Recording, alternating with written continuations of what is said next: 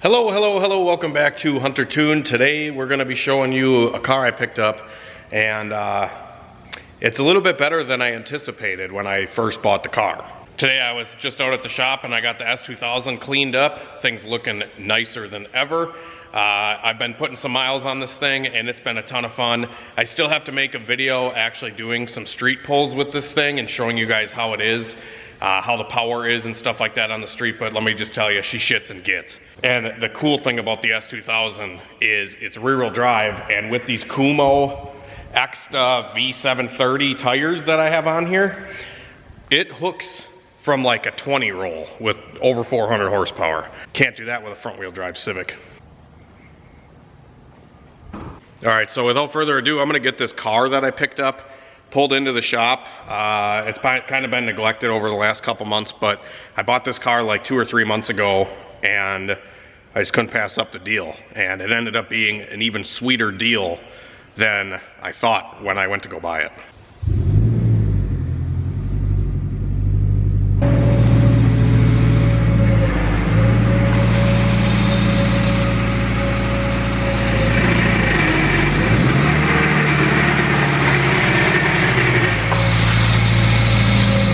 Well, wouldn't you say, another EK hatch.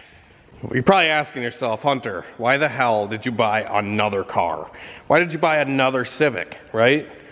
But I'm gonna tell you guys why I bought this car. For one, it's pretty clean for a Wisconsin car. It's obviously it needs some paint and some bumpers. The owner of the car actually gave me some replacement bumpers for it. But no rear quarter rust, no rust underneath at all. I'm gonna put it on the lift here in a minute and show you guys. But the bumpers are a little not that great and they don't fit that good, but the fenders obviously were blue and they were spray painted to kind of match the rest of the car. As you can see, spray paint didn't really hold up all that well. It's got these nice wheels on it with brand new tires. But the cool part is under the hood. Now I'm gonna pop the hood and show you guys what this thing's got to offer. That's right, Turbo K Series. So you guys seem to love my white Integra that I had. I sold that car. A guy from New Jersey, New York area, somewhere up in the Northeast, came here to Wisconsin. I picked him up from the airport and he drove my Turbo K24 Integra that I built here on the channel. Drove it all the way to New York, zero issues, and super cool guy to deal with. But I sold the car just because I have a lot of other projects and that car was pretty much completed and didn't really have any interest in keeping it. So about a week after I sold that car, I saw this thing get listed on Facebook as a turbo K-swapped hatch that had engine issues. So I was like, well, what the heck? It's like 15 minutes away from me, so I figured I'd just go up and look at it. And upon going to go look at the car, the guy's like, yeah, it still runs, but he thinks it has a knock or something in the engine. So he fired it up when I was up there looking at it, and I didn't hear a knock, personally, when he started it at his house. All I heard was a misfire. It had a dead cylinder, and it just wasn't hitting on all 4 cylinders, and while I was there, I just unplugged each injector, just to see like if one of them, you know, didn't change or whatever. And I found a cylinder that was dead, so I negotiated a price with him. I think he was asking like $8,000 for the car, and I negotiated down. I think I paid like $6,500 for this car, all said and done, and he gave me a ton of extras with it, including this extra K20A2. So I have a complete long block here that's good to go that he was in the process of swapping in to this car because the engine was bad. And I love K-swap cars, but a lot of times, by the time you swap a K-Series into a car that you already have, so say you buy a Civic for $1,500 to $3,000 or something like that, and then you spend, honestly, to get a turbo car like this with a K-Pro, you know, and everything you need, and you know, all of it, you're going to spend another $5 to, you know, probably around $5,000 in order to get, I mean, because you got to buy an engine and a trans. The engine and trans, at least by me, like I can find an engine and trans for like probably $1,500, $2,000. So there's $2,000. K-Pro, another $1,000. That's $3,000. Turbo manifold, turbo intercooler, the whole turbo kit stuff, probably another $2,000. So what's that? Just honestly, like throwing it out there. That's like almost $4,000 or $5,000 right there. So I thought to myself, okay, if I give them $65 for this car, I have $5,000 worth of engine, transmission, turbo kit, ECU, and then I have a shell that's $1,500. That's worst case scenario. Obviously, I think some of this stuff is worth a little bit more, but anyways, that's just my little ramble of it's more economical to buy a car that's already pretty much done or the owner's giving up on than it is to go buy a virgin Civic and then find the engine, transmission, wiring, ECU, all that kind of stuff. It really will add up. Versus if you buy something that's already done, it's more economical that way, in my opinion. You don't get the fun factor of putting it together, but you save time not having to put it together. You know what I'm saying? Like, so that's kind of why I bought this car. And moral of the story is, I got it home, and I should say, the deal started getting better because he told me that this was just like a, you know, K-swap. It's a K20A2 when I looked. And I saw it had a Garrett turbo, a full race Sidewinder, tile wastegate. It's got some nice parts on it. It's got Aeromotive fuel regulator. It's got a Golden Eagle fuel rail, 4-bar Honda map sensor. There's a lot of good stuff in here. And he started it, and I pretty much didn't even want to question it, and I handed him the money. But now, when I went to go pull this car into my trailer, he's like, just drive it in. It drives. It drives just fine. So I'm like, okay. I pushed the clutch in, and shit was rattling. And I'm like, oh fuck, and then I'm like, this fucker's got a twin disc. So yeah, I don't know if you guys heard it when I pulled the car in, but this car also has a twin disc clutch. So it's capable of some power. If it's got that twin disc in it, and it had the misfire, right? So I was doing some diagnosing. I pulled the injectors out of it and I threw them in my flow machine, and the injectors were good. So I'm like, huh, I wonder where it's misfiring. So I checked coils, I swapped coils around, I put new coils in. I'm like, man, I don't know what the hell's wrong with it. It ended up being something so silly. So down here at the ECU, this is the K-Pro, one of the connectors going into the ECU wasn't plugged in all the way.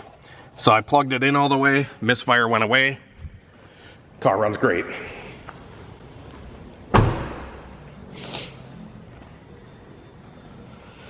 So now that I got the car running good, it's running on all 4 cylinders, I started hearing the knock.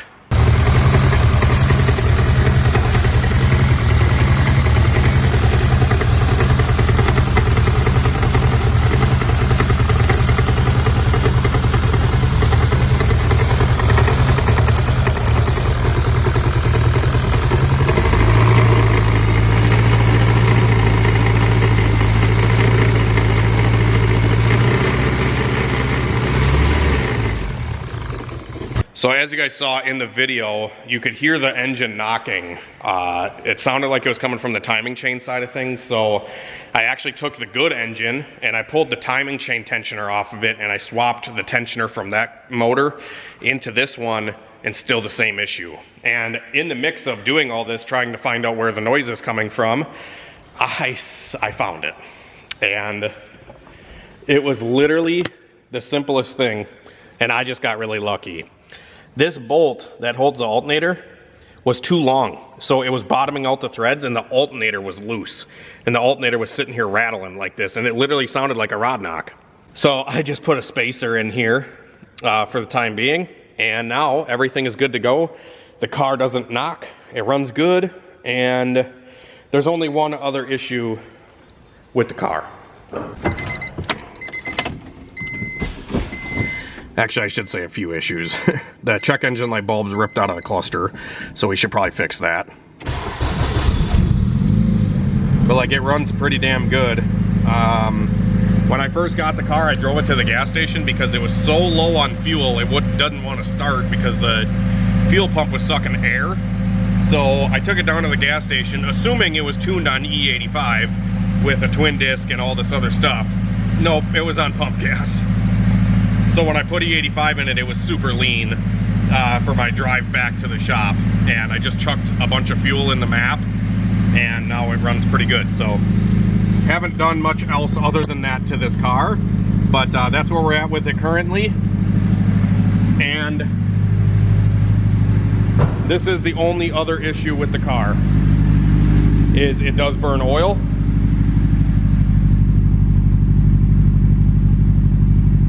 I don't know if you can see it, but it needs a turbo. From my assumption, and what the guy told me when I bought the car, he said the turbo seals are bad and we need to replace the turbo. It is a Garrett, genuine Garrett dual ball bearing, but you can see all the soot and blackening inside the compressor housing there.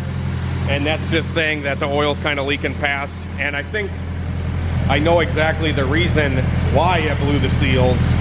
And I'm going to show you that here in a minute when I get it on the lift.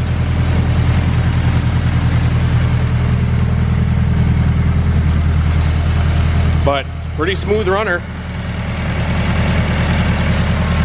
I'll show you the smoke here real quick.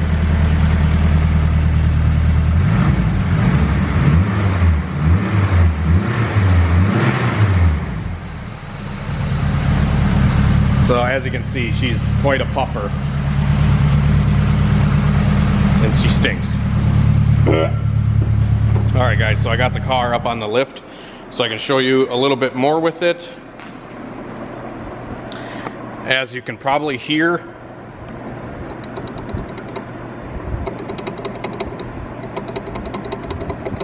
this turbo is no bueno. It's gone. It still makes boost, but it does have quite a bit of in and out shaft play, and it burns oil. So I'm going to show you part of the reason why I think it's burning oil, and maybe why the seals are completely shot. And I'm going to show you a little bit more underneath the car. So starting at the rear of the car, you can see that it's got a full exhaust, full 3-inch exhaust that looks like it's done really nice. Looks like a pretty solid setup. It's got two mufflers on it. It's got a little one here, and then it's got a bigger one out back, and man, this thing is quiet. It's got a nice flex pipe here already installed. And also in the back, you can see the suspension that is on this car. This is kind of an old school suspension setup, but it's a good one. I had a car a long time ago with this same exact setup, and honestly, it was like the best all-around suspension setup that I had on a Civic at the time. And I don't know if my opinion's really changed much with all the other coilovers I've tried. These ones work pretty damn good, and it is the Coney yellow struts with ground control coilover sleeves on the strut. So the only thing that sucks about this setup is like when the car's jacked up, there's no tension on the springs, and you adjust the ride height with how tall the spring is on the collar, which is, you know, not the greatest, but they ride really good, and you still get a good sporty feeling with them. So yeah, there's some spider eggs and stuff down here, kind of gross. Like I said, as you see, it's got frickin' brand new meats on it. And moving up front, I'm gonna show you guys why when I did my Turbo K24 Integra, I ran the oil return on the front of the engine, not the back. So this is an example of running the drain line on the back of a K-Series. This is literally directly above the frickin' drain plug. So when you accelerate, all the oil comes to the back of the pan here, and the turbo drain can't frickin' drain back into oil when it's pushed up against the back of the pan. That's why it's always best to put the drain up front. Yeah, your hose might need to be a little bit longer, whatever, but that's where I run them on a K-Series, and I never have issues. But I see a lot of guys either blaming the turbo or blaming who knows what else, and a lot of their freaking smoking issues and the turbo leaking oil and stuff like that can really be as simple as just putting it in the proper drain spot on the engine. Hello, Buford. I call this dog Buford because I don't know his real name. He just kind of hangs out at the farm. See you later, Buford. He usually pees on the wall. This car also has an EP3 5-speed transmission, which is a frickin' best K-Series trans you can run for drag racing that is stock. Obviously a dog box or some $30,000 transmission's better, but for a stock transmission, the 5-speed ones are the best for drag racing. You can use the 6-speed, and I have used the 6-speed in my Integra, and it works great. You just have to shift to 5th a lot of the times, which, you know, can be good, can be bad, I guess, I don't know.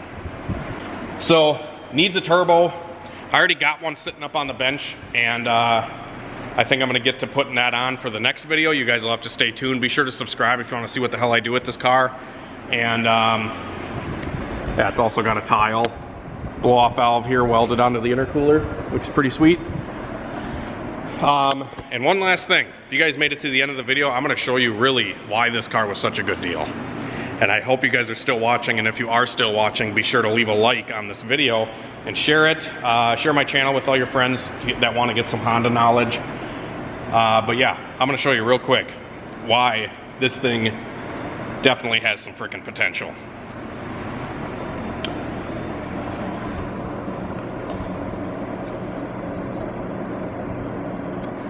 I don't know if you can see that stamp on the block up there, but that's stamped ERL. Which means this isn't just any old K20.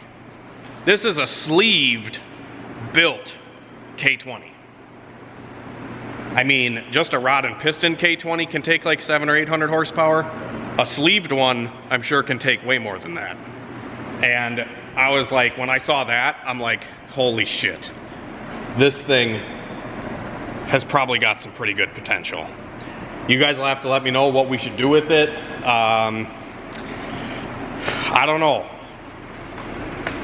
We obviously can send it and go racing with the power plant that's in here, but I'm not really sure what I want to do. The car needs some work, but I don't know. Or do I make a flip project out of it and just get it running good, make some passes with it or something and sell it? I don't know. What do you guys think? Leave it down in the comments below. And as always, guys, have a great night and a better tomorrow. God bless. We'll see you later.